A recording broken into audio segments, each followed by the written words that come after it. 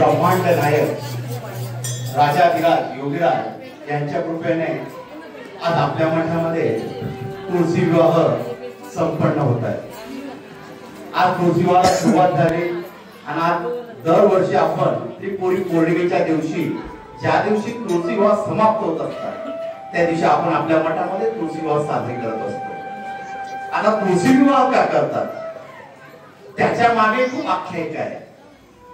आता प्रथमतः आज त्रिपुरी पौर्णिमा। आता त्रिपुरी पौर्णिमा का करतात? त्रिपुरी 3 राक्षस होते, यांनी ब्रह्मदेवाची आराधना केली आणि ब्रह्मदेवाकडून वर मागितला होता की आमचं मरण असं दे, आम्हाला 3 शहर दे। ते शहर जेव्हा एका लाईन मध्ये येईल आणि समोरची व्यक्ती एका आसराने आमचा जीव घेईल तेव्हाच आम्हाला मरण दे। आणि त्यावेळी ब्रह्मदेवाने तथास्तु म्हटले आणि त्यावेळेस त्या 3 राक्षसांनी इतका हाहाकार मांडला होता की देवांचं सुद्धा राहणं मुश्किल झालं होतं। त्यावेळेस सर्व देव महादेवाजवळ आले होते आणि त्यावेळेस पौर्णिमा होती, कार्तिक शुद्ध। त्या दिवशी एका लाईन मध्ये 3 शहर आले आणि महादेवाने कुठलाही विलंब न करता त्रिशूळाने तिघांचा वध एका आश्रमामध्ये केला। म्हणून त्या दिवसापासून त्रिपुरी पौर्णिमा साजरी करू लागले आणि महादेवाला त्रिपुरेश्वर म्हणू लागले। आणि त्यानंतर आपल्या इंद्रदेवाने महादेवाजवळ काही गोष्टी बोलल्या आणि स्वतःच्या अहंकारापायी महादेवाचा राग हा अनावर केला आणि त्यावेळेस महादेवाने आपले 3रे नेत्र उघडले आणि त्यामधून ज्वाला निघू लागल्या। त्या ज्वाला इतक्या निघू लागल्या की इंद्राला समजून चुकलं की आपला वध होणार। त्यावेळेस तो महादेवाला शरण गेला, पण 3ऱ्या नेत्रातले ज्वाला करायचं काय? आणि त्यावेळेस त्या ज्वाला महादेवाने समुद्रामध्ये फेकल्या आणि त्या समुद्रामध्ये जालंधराचा जन्म झाला आणि तो जालंधर राजा तुळशीचा नवरा। आणि 3री गोष्ट, आपण 56 भोग कायम कृष्णाला देत असतो, प्रत्येक कार्यक्रमात बघत असतो। प्रत्येक प्रथा आली म्हणून 56 भोग कृष्णाला देतात, पण त्या मागची प्रथा काय? का कृष्णाला 56 भोग देतात? 58 का देत नाही, 60 का देत नाही, 101 का देत नाही, 50 का देत नाही, 21 का देत नाही, 56 का देत नाही? त्या मागची पौराणिक कथा अशी सांगते, ज्यावेळी कृष्णाने गोवर्धन पर्वत आपल्या करंगीवर उचलला होता, तो पर्वत 7 दिवस करंगीवर होता। तर 7 दिवस कृष्णाला रोज जेवण घेऊन जायचे, ते दिवसातून 8 वेळेस, रोज 8 वेळेस असे 7 दिवस पर्वत करंगीवर घेतल्यावर 8 7 56 भोग तेव्हा चढवल्या गेले। आणि ज्यावेळेस कृष्ण घरी आले आणि आपल्या मैयाने त्यांना सांगितलं, माझा काना रोज 8 भोग खातो आणि 7 दिवसात त्याने 56 भोग खाल्ले विविध प्रकारचे, तर माझा काना उपाशी म्हणून मी त्याच्यासाठी 56 भोग तयार करते। त्या दिवशी कृष्णाला 56 भोग आपल्या आईने दिले आणि तेव्हापासून कृष्णाने आशीर्वाद दिला, जोही भक्त मला 56 भोगचा नैवेद्य देईल त्याची इच्छा मी मनोकामना ही पूर्ण करेल आणि त्याने साक्षात रूपाने तो भोग खाण्यासाठी। म्हणून आजपर्यंत जिथे कृष्णाचं मंदिर असेल तिथे 56 भोग कृष्णाला चढवले जातात। ही कृष्णाची झाली 56 भोगाची आख्यायिका। आणि त्याच्यामध्ये 56 भोग कृष्णाला चढवल्यानंतर त्याचा काला केला जातो आणि त्या काळ्याचा प्रसाद प्रत्येक भक्ताला दिला जातो। आता काळ्याचं उदाहरण प्रत्येक मठामध्ये मी सांगितलेलं आहे, तर परत एकदा ते रिपीट करतो की काळ्याचं महत्व काय। आपण कीर्तनात जातो तिथं काळा असतो, जिथं दही अंडी फोडल्या जाते काला पडल्याला आपण पटकन प्रसाद घ्यायला जातो, एवढं काळ्याचं महत्व काय। ज्यावेळेस कृष्ण लहान होता आपल्या मित्रांसोबत लोणी घ्यायचे, चोरायचे आणि सर्वजण एका ठिकाणी गोळा करून खात असायचे. आणि सर्वजण तो लोण्याचा प्रसाद खाल्ल्यानंतर आपली गंगा जवळ होती तिथं जाऊन हात धुत असे. यमुनेमध्ये हात धुतल्यावर त्याचे काही कण असते ते मासे खात असे त्या यमुनेमध्ये. कारण की त्या माशांनी जेव्हा त्या काल्याचा प्रसाद खाल्ला त्या माशांना मुक्ती मिळाली, त्याचं जीवन सफल झालं. आणि हे सर्व ब्रह्मदेवाने, महादेवाने आणि सर्व देवदेवतांनी बघितलं. आणि त्यावेळेस ब्रह्मदेवाने ठरवलं आपण कृष्णाकडून काला मागितला तर आपल्याला देणार नाही, तर आपण सर्वजण माशाच्या स्वरूपामध्ये ह्या जलामध्ये जायचं.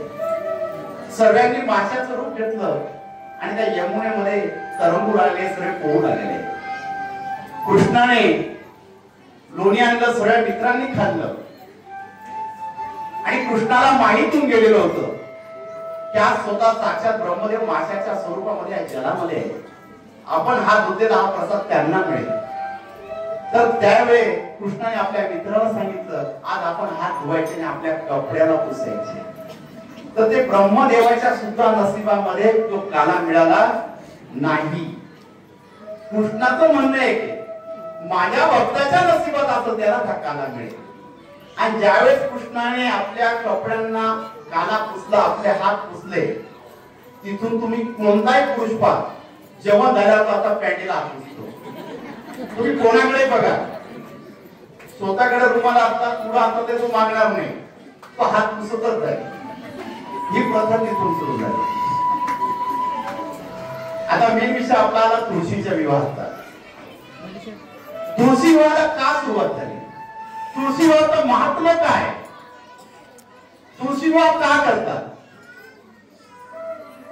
कारण की तुळशीचा जन्म झाला ती कृष्णाची भक्त होती.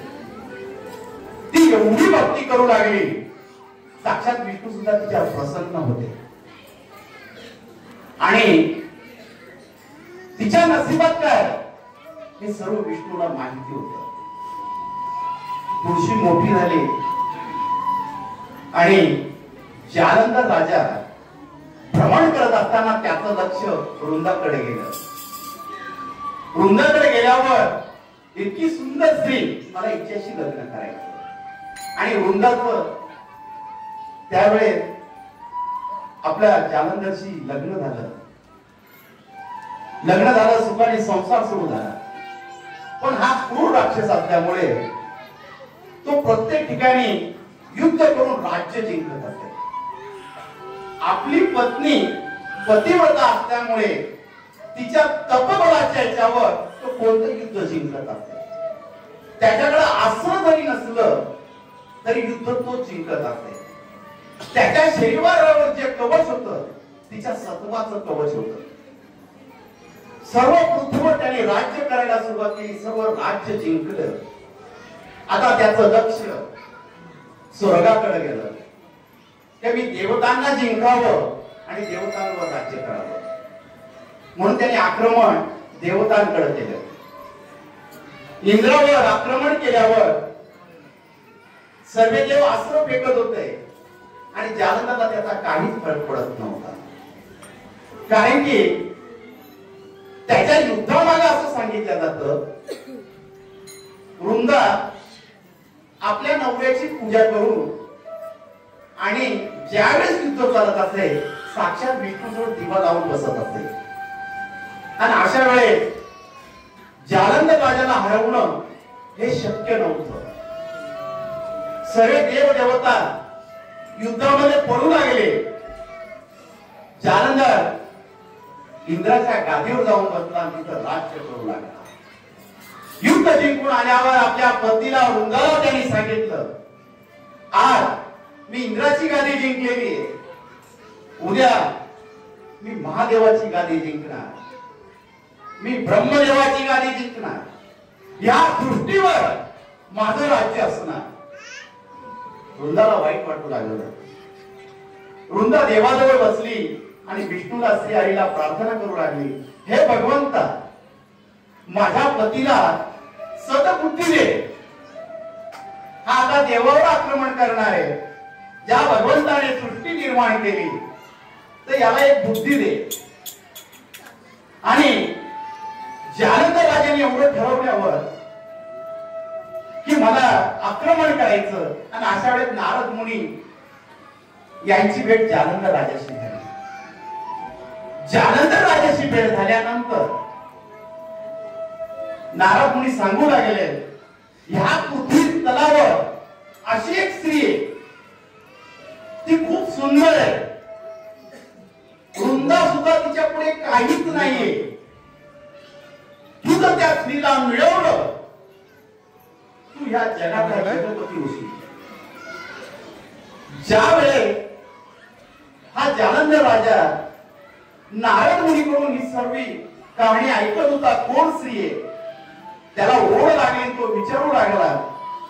त्यावेळेस नारद मुनी सांगू लागले, ह्या जगाची जगत जननी पार्वती, महादेवाची पत्नी, ती खूप सुंदर आहे.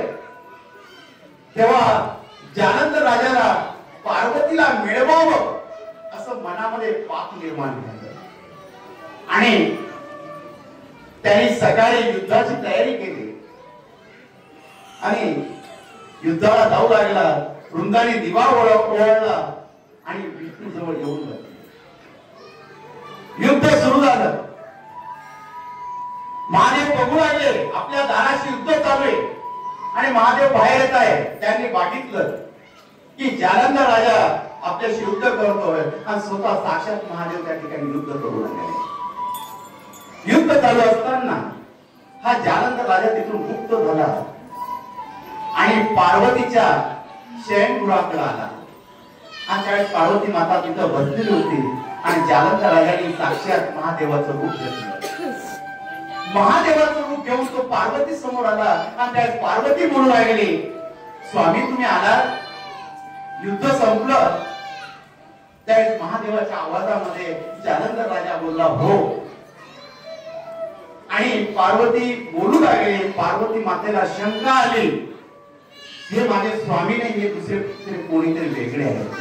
आणि त्यावेळेस पार्वती माता चिडली आणि जालंधर राजाला बोलू लागली, कोण आहे, माझ्या समोर प्रगट हो, माझ्या स्वामीचं जे रूप घेतलेले ते सोड. आणि त्यावेळेस जालंधर राजा त्याच्या रूपामध्ये आला आणि पार्वती मातेचा राग अनावर झाला, डोळे लाल झाले, आगरी तेज झाली. पण पार्वती मातेला माहित होतं, विधीच्या पुढे मला काही करता येणार नाही. कारण की जालंधर राजाचा जन्म समुद्रामध्ये झाला, ज्वालामधून, म्हणून तो लक्ष्मीचा भाऊ होता. लक्ष्मीचा भाऊ असल्यामुळे पार्वतीला त्या ठिकाणी काहीच करता नाही आलं.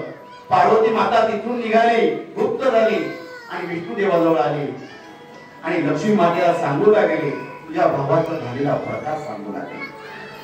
आणि विष्णू देवाला सांगितलं, आज जालंधराचा खूप अहंकार बांधलेला आहे. आज तो माझ्या स्वामींच्या महादेवांच्या वेशामध्ये माझ्यापर्यंत पोहोचला. त्या विष्णू देवाला सांगितलं की तुम्ही वृंदाचं तप नाहीस करावं आणि जालंधर राजाचा मृत्यू करावा. विष्णुदेव त्या ठिकाणी विचारात पडले, वृंदा माझी भक्त आहे, वृंदा माझी पूजा करते आणि मी तिच्याशी विश्वासघात कसा करणार. पण विधीचं निधान असतं, म्हणून विष्णूला त्या ठिकाणी कठोरपणा करावा लागला. आणि पार्वती माता आणि विष्णूचा संवाद चालू असताना विष्णू देवाने होकार दिला आणि विष्णुदेव पृथ्वी तलावर आले. इकडे युद्ध चालू आहे, महादेव जालंधर महायुद्ध चालू आहे. महादेव कधी पडत नाही, जालंधर राजा कधी पडत नाही. युद्ध पेटलेले आणि अशा वेळेस वृंदा विष्णू देवाच्या मूर्ती समोर दिवा लावून बसलेली आणि पावलांचा आवाज आला मधामध्ये कोणीतरी येतंय. वृंदाने बघितलं दारामध्ये कोणीतरी उभं आहे. तिने बघितलं आपले पोते आले, आनंद झाला आणि पळत आपल्या नवऱ्याजवळ आली. आणि आल्यावर जालंधर राजाच्या रूपामध्ये साक्षात विष्णुदेव होते. त्यांना वृंदाने स्पर्श केला आणि जवळ बोलवलं, आसनावर बसवलं, युद्ध विचारू लागले आणि पाणी दिलं. आणि त्यावेळेस विष्णू देवाचा स्पर्श हा वृंदाला झाला आणि त्यावेळेस तिचं पतिव्रता हे भंग झालं, तिचं नाहीसं झालं. आणि अशा वेळेस जालंधर राजा हा महादेवापुढे युद्ध करत असताना त्याचं जे कवच होतं ते सर्व तुटून पडलं. आणि असं तुटून पडलेलं असताना महादेवाने आपला त्रिशूळ फेकला आणि त्याच्या छातीमध्ये मारला. आणि दुसऱ्या त्रिशूळाने जालंधर राजाची मान इथे वार केला आणि मुकुट ज्या ठिकाणी वृंदा विष्णूजवळ बसलेली होती आणि दारामध्ये मुकुट येऊन पडलं. आवाज कशाचा आला म्हणून वृंदाचं लक्ष दाराजवळ गेलं आणि तिने पाहिलं इथं तर माझा जालंधर, माझा नवऱ्याचं मुकुट दिसते, इथं कोण आहे. आणि ज्या व्यक्ती मुकुटाजवळ गेली आणि जालंधर राजाचं मुकुट आपल्या हातामध्ये घेतलं आणि हाकार मानू लागला, त्या ठिकाणी रडू लागली जोरजोऱ्या, मुंबईला फुटला त्या ठिकाणी. आणि विष्णुदेव आपल्या रूपामध्ये आले आणि वृंदा बोलू लागली, मला फसवलं, माझ्या देवतांनी मला फसवलं, मी ज्यांच्यावर विश्वास केला त्यांनी मला फसवलं. आणि रडता रडता वृंदा विष्णू देवाला अशी बोलू लागली, असं का केलं, माझे व्रत का भंग केलं, मला ही अपेक्षा नव्हती, मी तुम्हाला श्राप देते, आज मी माझ्या पतीच्या वियोगामध्ये रडते, तुम्ही सुद्धा पृथ्वी तलावर अवतार या आणि स्वतःच्या पत्नीसाठी लढाल. ज्यावेळेस विष्णूला हा श्राप दिला, विष्णुदेव एकदम स्तब्ध होते. आणि मी तुम्हाला श्राप देते, मला माहित नसताना तुम्ही मला स्पर्श केला, तुमचं शरीर हे पाषाणाचं होईल. आणि त्या क्षणामध्ये विष्णू देवाचं शरीर हे पाषाणाचं होईल.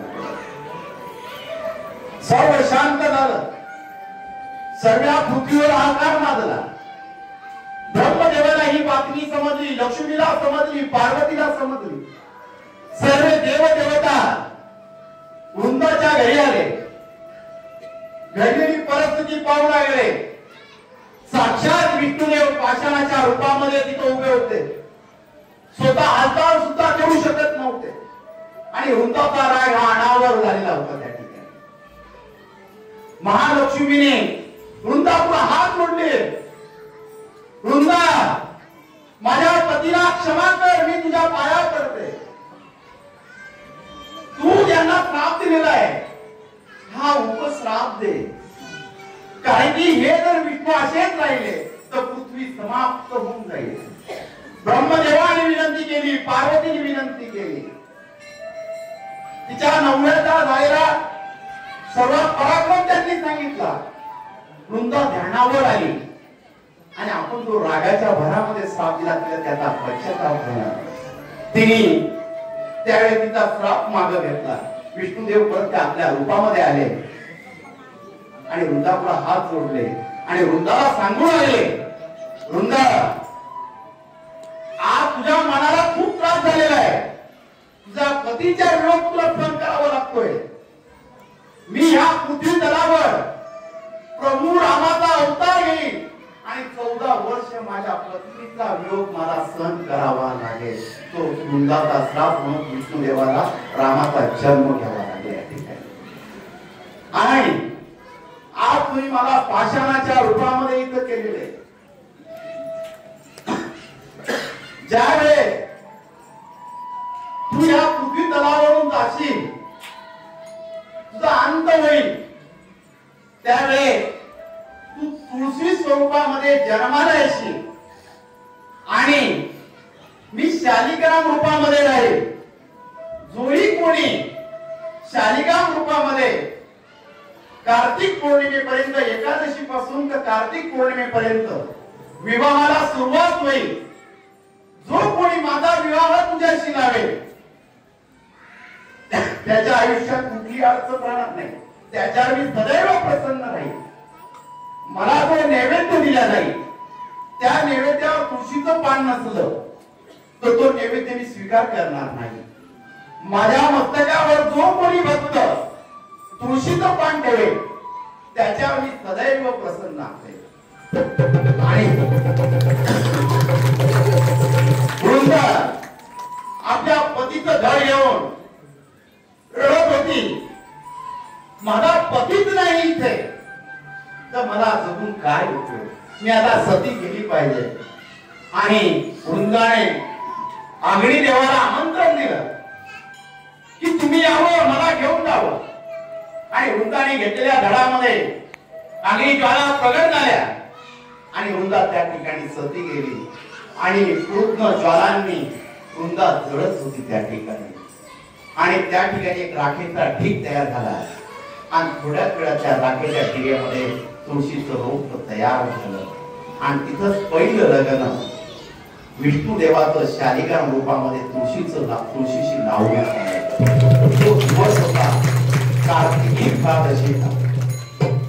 तर कार्तिक पौर्णिमेपर्यंत 3 दिवस मानल्या जातात. जो विष्णूने वरदान दिलेले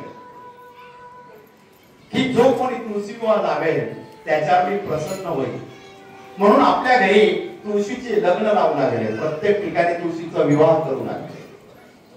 आणि आपण हळूहळू ह्या पिढीमध्ये जी संस्कृती ते आपण दूर होत चाललेलो आहे त्याच्यापासून. तुळशी विवाह का लावता हेच माहिती.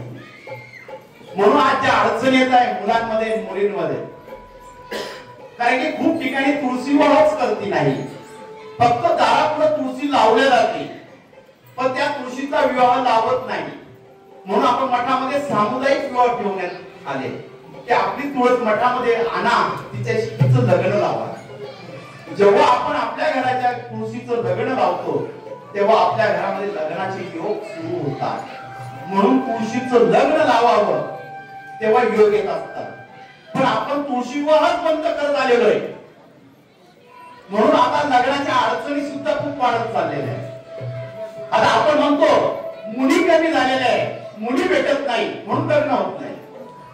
पण मुलीवाले म्हणतात की आम्हाला मुलं भेटत नाही. मग मुलं कुठे गेले, मुली कुठे गेले, सगळे लग्न स्थिर झालेले का? ज्या पिढी परंपरेने ज्या कथा चालत आल्या, ज्या गोष्टी सांगण्यात आल्या त्या आपण केल्या पाहिजे. आपल्या घरच्या तुळशीचा विवाह हा केलाच पाहिजे. तेव्हा तो दोष असतो आपल्या घरामध्ये लग्न न होण्याचा, तो दोष दूर होत असतो. आपल्या घरामध्ये लग्नाचा योग येत असतो. म्हणून तुळशी विवाह करत का? आपण आपल्या घरी जर तुळशी विवाह करत नसेल तर मठामध्ये सामुदायिक विवाहामध्ये सुद्धा आपली तुळशी आवडते, त्या तुळशीचा विवाह लावतो. आता त्याच्यामध्ये काय अडचण येते की लग्न जमत नाही, आम्ही तुळशी विवाह करतो. त्याच्यामध्ये एक विधी सांगितलेली, शास्त्रामध्ये सांगितलेलं आहे की ज्यांचं लग्न जमत नाही, अडचण येतात, तर अशा वधूवरांनी ज्यावेळेस तुळशीचं लग्न लागतं त्यावेळेस आपण अंतरपाठाजवळ उभं राहायचं असतं. त्या ठिकाणी लादायचं काहीच काम नाही. आजपर्यंत मठामधला अनुभव आहे, जेवढे स्वामी भक्त त्या अंतरपाठाजवळ उभे राहिले विधीने त्यांचे लग्न जमले, सुखाने संसार चालले. की असं मला दाखवा ज्या सर्व स्वामी भक्तांमध्ये की दरवर्षी उभे राहते अजून लग्न जमलंच नाही, असं कोणीच तुम्हाला दिसणार नाही. कारण की आम्ही स्वतः पाहतो त्यांचे लग्न जमतात, सासरे निघून जातात, पुढच्या वर्षी तेच आम्हाला मठामध्ये दिसत नाही. उलट आमचा एक भक्त कमी होऊन जातो. तर ज्यांना लग्न करायचे, ज्यांचे जमवायचे, न लागता आपल्याला आपला संसार सुखाने करायचा आहे, त्यांनी बिंदास अंतरपाठाजवळ येऊन उभं राहायचंय. मुलींनी एका बाजूला राहायचंय, म्हणजे समोरासमोर नाही, इकडच्या बाजूला मुली राहतील, इकडं मुलं उभे राहतील आणि मध्ये जे आपले यजमान आहे ते उभे राहतील आणि समोर तुळशी आणि या शालिग्राम. तर तो विवाह आपल्याला तिथं जेव्हा आपल्या डोक्यावर ज्या अक्षदा पडतात त्या अक्षदांनी आपला योग जुळतो. कारण की जे दोष असतात, जे आशीर्वाद असतात, त्या अक्षरांच्या स्वरूपाने आपल्या डोक्यावर पडत असतात. अक्षरा म्हणजे तुम्ही साधन का समजून कुठे लग्नाला गेले, अक्षरा जोड्यात मारायच्या, चेष्टा कर, या अक्षरा चेष्टेसाठी नाहीये. या अक्षरा का पंचरंगामध्ये असतात की ते आशीर्वादाचं स्वरूप दिलेलं आहे की वधूवर उभे राहिले तर तुम्ही तिथं पोहोचू शकत नाही, तर त्या अन्नाला, त्या ज्वारीला, त्या तांदूळाला तुमचा स्पर्श होतो आणि त्या आशीर्वादाच्या स्वरूपाने त्यांच्या डोक्यावर पडत असतात. त्याला आशीर्वाद म्हणतात त्या अक्षरांना. तर अक्षरा हा शक्तीचा विषय नसतो. आपण बहुतेक लग्नामध्ये पाहतो फक्त अक्षरा टाकायच्या असतात, मंगलाष्टक चालू असतो. तर जेव्हा आपण मंगलाष्टक चालू असतो त्यावेळेस आपण अक्षरा टाकत असतो, तो एक आशीर्वाद वधूवरांना देत असतो. आणि ज्या वेळेस मठामध्ये कुठं लग्न चाललं, अक्षरा खाली पडलेल्या असतात, ज्यांचंही लग्न जमत नसत तर त्या अक्षरा खाली पडलेल्या असतात, त्या अक्षरा घरी घेऊन जायच्या आणि देवाऱ्यावर ठेवायच्या. ज्या व्यक्तीच्या नावाने तुम्ही अक्षरा नेणार त्याचा योग लवकरात लवकर जुळणार, हा एक तोडगा तुळशीविवाहामध्ये सांगितला जातो. जे लिखाणामध्ये लिहिलेले ते मी तुम्हाला सांगतोय. तर तरी काही जण आले नाही. प्रत्येक आईला वाटतं माझ्या मुलाने यावं, बापाला वाटतं मुलीने यावं, पण ते येऊ शकत नाही. तर त्यांच्यासाठी या अक्षता घरी देऊन ज्या खाली पडलेल्या तुळशी जवळ त्या फक्त थोड्या घेऊन जायच्या, छोट्या पोळीमध्ये वाळून त्यांच्या नावाने स्वामींना सांगून तुळशी विवाहाच्या तिथं आपल्या कृष्ण भगवंताला आणि तुळशीला सांगून योग जुळू दे आणि त्या अक्षतांची पुडी वाळायची आणि देवाऱ्यावर ठेवायची. लवकर लग्नाचा योग जुळून येतो. आता अक्षता सांगितल्या जेव्हा लग्न लागत त्यावेळेस सर्व सोडून पळत पळत तेव्हा अक्षता घेत नव्हता. कारण मला एकदा मागचा अनुभव आहे की 2 जण पडले सुद्धा होता त्याच्याने. ती बाई खाली होती, हा वरून पाहत होतो, तिकडे पडला. म्हणून तशी, कारण आता गर्दी वाढलेली तर अक्षता घेताना प्रत्येकाला वेळेला इथं पडलेले असते, केव्हाही घेतल्या तरी चालू शकतात. तर आता मंगलाष्टकाला आपण सुरुवात करणार आहोत.